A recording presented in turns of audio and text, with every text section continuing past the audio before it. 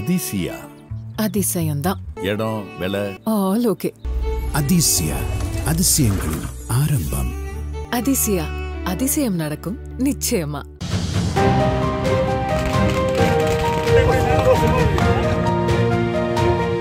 லாரிய மீட்டு கொடுத்துட்டீங்க, எனக்கு இது போதுன்னு கண்ணீர் மல்க தன்னுடைய நன்றியை தெரிவிச்சிருக்காரு லாரி உரிமையாளர்.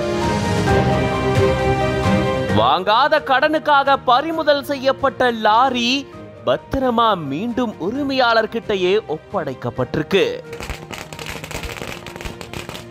அநியாயத்தை தட்டி கேட்டு பரிதவிச்ச லாரி உரிமையாளருக்கு நியாயத்தை வாங்கி கொடுத்திருக்கு இந்த சங்கம். சென்னையை சேர்ந்தவர் 45 வயதான பொன்னுரங்கம். இவரு சிறுக சிறுக சேர்த்து சொந்தமா ஒரு லாரி வாங்கி இருந்திருக்காரு. ரொம்ப நாட்களா கனரக வாகனங்களை ஓட்டக்கூடிய ஒரு ஓட்டுநரா மட்டுமே இருந்த இவரு சேர்த்து வச்ச காசை வச்சு சொந்தமா ஒரு லாரியை வாங்கி இருந்திருக்காரு. அந்த லாரி மேல இவரு இதுவரைக்கும் எந்த கடனுமே வாங்கல. இந்த நிலையில தான் கடந்த ஜூலை 16ஆம் தேதி பொன்னுரங்கம் அந்த லாரிய சேலம் வழியா சமையல் எண்ணெயை ஏற்றிட்டு போயிருந்திருக்காரு. அப்போ திடீர்னு அங்க வந்த ஒரு கும்பல் அந்த லாரிய வழிமறிச்சு நிறுத்துச்சு. நீங்க வாங்கின கடனுக்கு தவணை செலுத்தலையே அப்படின்னு சொல்லி அந்த கும்பல் அந்த லாரிய பறிமுதல் செஞ்சதா கூறப்படுது. ஒரு தனியார் வங்கிக்காக பணம் வசூல் செய்ய வந்த இந்த தனியார் ஏஜென்சி பாத்தீங்கன்னா வாங்காத கடனுக்காக பொன்னுரங்கத்தினுடைய லாரிய பறிமுதல் செஞ்சு சேலத்துல ஒரு இடத்துல நிறுத்தி வச்சதா கூறப்படுது. பறிக்கப்பட்ட லாரியால கண்கலங்கி நடு ரோட்டிலேயே பரிதவிப்புக்கு ஆளாகி இருந்திருக்காரு பொன்னுரங்கம். உடனடியா லாரி உரிமையாளர்கள் சங்கத்துல இது தொடர்பா புகார் தெரிவிச்சிருந்திருக்காரு.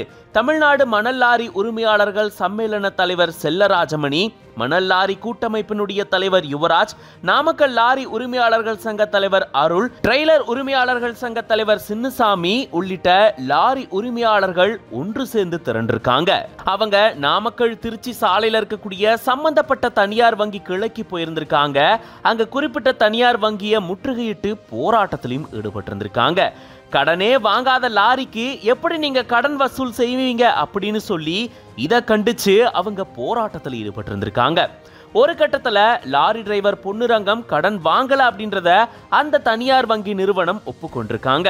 அதுக்கப்புறமா லாரியை திருப்பி கொடுக்கிறதா அங்கேயே அவங்க வாக்குறுதியும் கொடுத்திருந்திருக்காங்க. அதன்படி அந்த லாரிக்கான கிளியரன்ஸ் ஆர்டர் பெறப்பட்டுச்சு. சேலம் பார்க்கிங் மையத்துல இருந்த அந்த லாரி எடுத்துட்டு வரப்பட்டுச்சு. நாமக்கல் கீரம்பூர் டோல்கேட் பக்கத்துல நடந்த நிகழ்ச்சியில லாரி உரிமையாளர்கள் சங்க நிர்வாகிகள் லாரி சாவியை அதனுடைய உரிமையாளரான பொன்னுரங்கத்துக்கிட்டே ஒப்படைச்சிருந்திருக்காங்க. அப்பதான் தன்னுடைய லாரி அநியாயமா பறிக்கப்பட்டு மீண்டும் தங்கிட்ட கிடைச்ச சந்தோஷத்துல அங்கிருந்த லாரி உரிமையாளர்கள் சங்கத்தை சேர்ந்த நிர்வாகிகள் கிட்ட தன்னுடைய நன்றிய கண்ணீர் மல்க தெரிவிச்சிருந்திருக்காரு. நாங்க இருக்கும்போது நீங்க எதுக்கு கவலைப்படணும் அப்படின்னு சொல்லி இந்த சங்கத்தை சேர்ந்தவங்க தோள் கொடுத்திருக்காங்க. இந்த சம்பவம் பெரும் நெகிழ்ச்சியை ஏற்படுத்தி இருக்கு. இதை பத்தின உங்களுடைய கருத்துக்களை கமெண்ட்ஸ்ல சொல்லுங்க. மேலும் செய்திகளுக்கு ஒன் இந்தியா சேனலை சப்ஸ்கிரைப் பண்ணிக்கோங்க. என்னைக்கு துணை இருப்பான், சரியா? இருக்கக்கூடிய லாரி உரிமையாளர் எத்தனை பேரும் எல்லாருமே ஒன்னா இருக்கும். சரியா? ஒட்டுமொத்த தமிழ்நாட்டுக்கு அத்தனை லாரி உரிமையாளர் முன்னாடி இருக்கான். கவலைப்படாத, தைரியமா இரு. சொல்லாது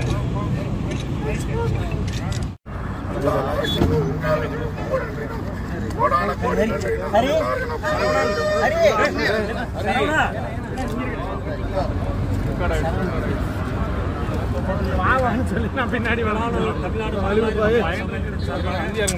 சாவி கொடு.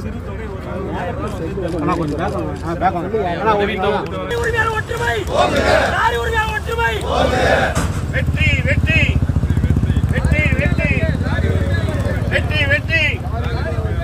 அதிசயா அதிசயம்தான். இடம் விலை ஆல் ஓகே.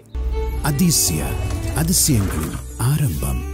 அதிசயா அதிசயம் நடக்கும் நிச்சயமா.